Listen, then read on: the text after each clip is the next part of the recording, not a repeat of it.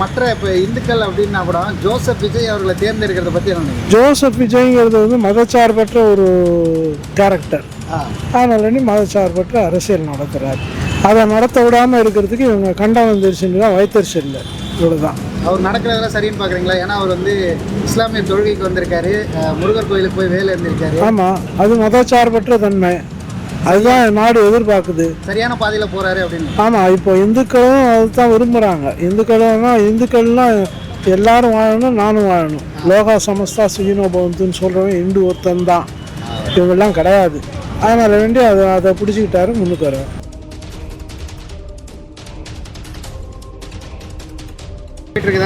நல்லபடியாக தான் போகுது, எந்த பிரச்சனையும் இல்லை. போக சரியாயிடும். ஏதோ ஒரு சேஞ்ச் கொண்டு வந்திருக்காங்கன்ற மாதிரி. சேஞ்ச் வந்துருச்சு, 110% சேஞ்ச் வந்துருச்சு. நிறைய திட்டங்கள்லாம் வந்து ஆட்சியும் மாறிச்சு, எல்லாமே தலைகீழ மாறிச்சு. நல்ல ஆட்சி தான் நடக்குது, அதில் எந்த குறையும் கிடையாது. இப்போ இது வரைக்கும் முன்னாடி நடந்த எலெக்ஷன் வரைக்குமே உங்களுக்கு விஜய் சிஎம் ஆவாருங்கிற ஒரு எண்ணம் இருந்தது. மாற்றம் வந்தாங்கன்னு நினச்சது தான். பொதுமக்கள் எல்லாமே மாற்றம் வரும்னு நினச்சது தான் நடந்தது. இப்போ எந்த ஒரு விஷயத்தையும் பெரிதாக பங்கெடுக்காம எதுவும் இல்லாமல் உடனே சிஎம் ஆகிட்ட மாதிரி ஒரு இதுவும் இல்லை. அப்படிலாம் கிடையாது. எல்லாம் தெரியாத எப்படி வருவாங்க? எதுவும் தெரியாத எப்படி வருவாங்க? எல்லாம் தெரிஞ்சு தான் வந்தாங்க. சரியாக பண்ணிட்டு இருக்காரு. யாரும் உதயநிதியை தெரிஞ்சுட்டு வந்தாப்புல வந்த உடனே ஆட்சி கொடுத்தாங்களா, பதவி கொடுத்தாங்களா, துணை முதலமைச்சர் கொடுத்தாங்களே. அந்த கட்சியோட இது பேர் பெருசு இல்லை, அதிமுக இல்லை திமுகவில். அந்த கட்சியோட வளர்ச்சிங்கிறது பல வருஷமாக இருந்தது இல்லை. பல வருஷமாக இருந்தாலும் இப்போதைக்கு ஆட்சி சரி. எம்ஜிஆர் ஜெயலலிதா முடிஞ்சுது. எம்ஜிஆர் ஜெயலலிதா நல்ல ஆட்சி முடிஞ்சுது. இன்னும் சொன்னால் கலைஞரும் நல்ல ஆட்சி தான், அது முடிஞ்சுது. இப்போ இருக்கிற ஆட்சி மாறினது கரெக்டு. சரியாக தவறான்னு சொல்ல வரல. ஒருத்தரே ஆள வேண்டாம், மாறுதல் பண்ணணும். நாங்களும் உண்மைன்னு நினச்சது தான். நல்ல ஆச்சோ கெட்ட ஆச்சோ ஆட்சி மாறணும். ஆனால் இப்போ 2 வருஷத்தில் வந்த விஜய் அவர்களுக்கு இடம் கொடுத்தாச்சு. 15 வருஷமாக பேசின சீமான் ஒரு இடத்துல கூட ஜெயிக்கலையாது. என்ன அவர் ஜெயிக்க மாட்டார், அசிங்கமாக பேசுவார், தேவையில்லாத பேசுவார். அவர் ஜெயிக்க சான்ஸே கிடையாது, வாய்ப்பே இல்லை. இனி வாய்ப்பு இல்லை.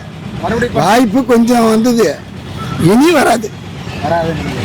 இன்னும் விஜய் ஆயுசு முழுவதும் விஜய் தான் முதலமைச்சர். என்ன மிஸ்டேக் பண்ணிட்டாருன்னு நினைக்கிறீங்க?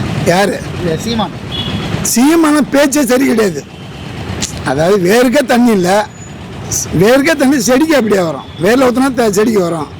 காலங்காலமாக ஆண்டவங்கள ஆள் இல்லை, இவர் எப்படி வர முடியும்? இப்படி சேர்ந்தா அப்படி போகிறது, இப்படி சேர்ந்தா அப்படி போகிறது. அதாவது பச்சை மாரி போகக்கூடாது. அதான் காரணம். இப்போ பாருங்களேன், நான் எடப்பாடி எடுத்துங்க, ஸ்டாலின் எடுத்துங்க, 2 பேரும் தான் ஆப்போசிட்டு. இப்போ 2 பேரும் ஒன்றா சேர்ந்துக்கிட்டாங்க. அது தப்பு இல்லை. அது வெற்றியே தோல்வி ஒன்னோட போயிடணும், புரியுதுங்களா? பழங்களிடம் பாயக்கூடாதுல்ல.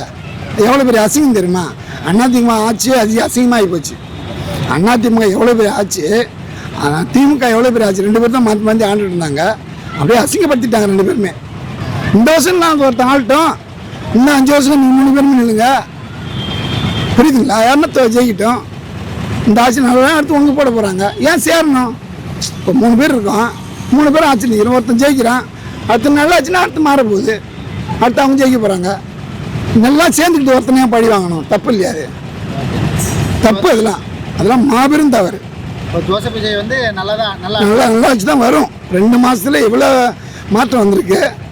இன்னும் 5 வருஷம் இருக்குல்ல, சூப்பராக வரும். நன்றி. அவருக்கு சம்பாதிக்கணும்னு அவசியம் கிடையாது. அவர் சொத்து பற்றி எல்லாமே சம்பாதிச்சாரு. மக்களுக்காக ஆளாக வந்திருக்காரு. கொஞ்சம் விட்டு பார்ப்போம். நல்ல ஆட்சி தான் வரும், நம்பிக்கை எங்களுக்கு மக்களுக்கு இருக்குது. அது எந்த குறையும் கிடையாது. நன்றி. நன்றி. வணக்கம். வணக்கம் ஐயா. வணக்கம். சொல்லுங்க.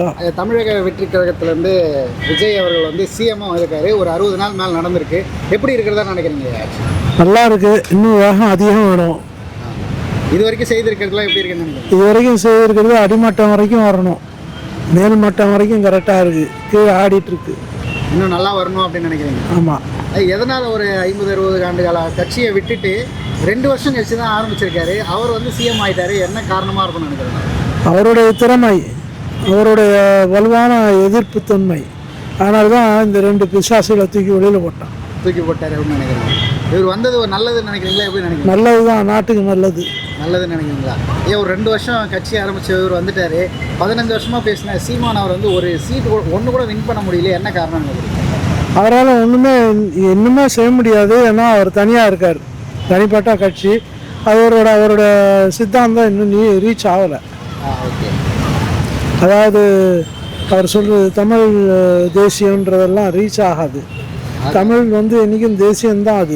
அது திருப்பி இவரே பேசிகிட்டு இருந்தாக்கா அது நடக்காத காரியம். நடக்காதுன்னு நினைக்கிறேன். தெரியும் இது வந்து ரியலாகவே. அவன் தோற்றது வந்து இதனால் வேண்டி தோற்றான்.